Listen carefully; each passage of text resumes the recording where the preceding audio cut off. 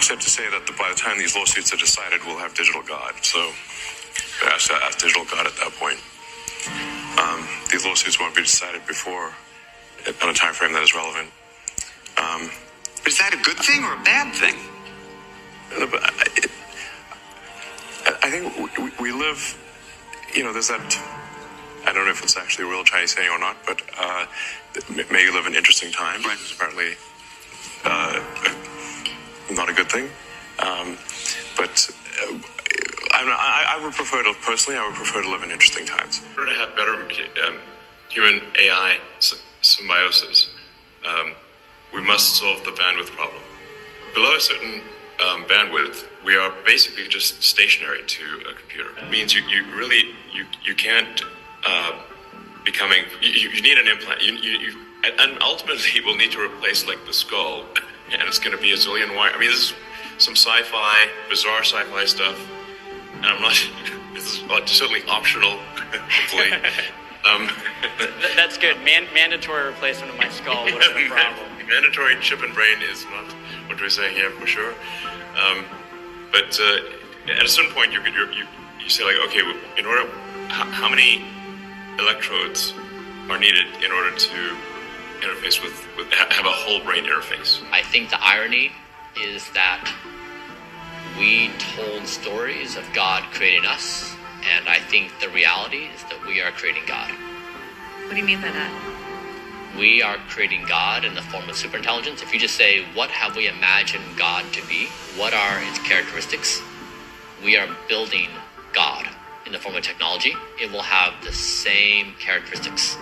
And so I think the irony is that human storytelling got it exactly in reverse, that we are the creators of God, and we will create God in our own image, which is why we should probably be equal to this moment and level up our game. I mean, with artificial intelligence, we are summoning the demon. You know all those stories where there's the guy with the pentagram and the holy water, and he's like, yeah, he's sure he can control the demon. Didn't work out. Has ever gotten a supercomputer to train. And is that in that new building off to the side? That's in Memphis, actually. It's in Memphis? Yeah. Oh, so that's where you were? Yeah. I see. Memphis, okay. The capital of ancient Egypt. Right. Yeah, you're bringing what? Perhaps that's where our new God will come from. Yeah, no kidding. No kidding. A lot of breakthroughs on the medical front, particularly around synthetic mRNA. You can basically do anything with synthetic RNA, DNA.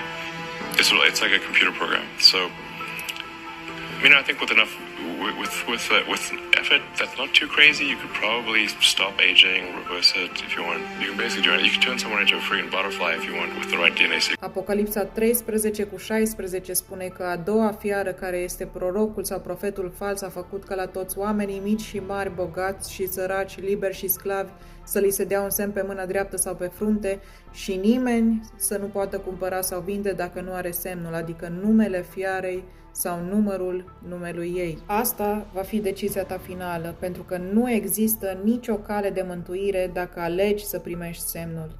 Nu mai poate exista nicio șansă de a urca sus la cer în rai. Nu mai există nicio șansă spre Iisus, nicio șansă să mai fii iertat. De ce? Pentru că semnul fiarei este inteligența artificială, semnul fiarei este tehnologia demonică a nefilimilor și te va transforma într-un hibrid. Cei care iau semnul fiarei vor fi transformați într-o ființă hibridă demonică, la fel cum era pe vremea lui Noe.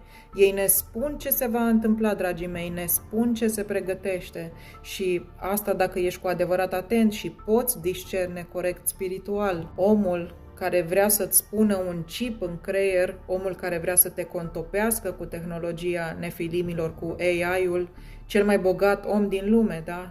El inaugurează sistemul bestiei cu ajutorul președintelui Auriu și ceilalți mari tehnocrați ai lumii. Ne aflăm în perioada de timp la care se referea Iisus când a spus să nu vă lăsați înșelați. Și mă rog ca toată lumea să-și deschidă ochii la ceea ce se întâmplă chiar în fața voastră. Și oricine spune că Dumnezeu îi folosește pe acești oameni, sunt absolut de acord, pentru că Dumnezeu îi folosește pe toți, chiar și pe cei care nu îl slujesc și nu îl acceptă pe el și face asta pentru a împlini profețiile scrise. Și îi folosește pe acești oameni pentru a împlini ce este scris în cartea Apocalipsei.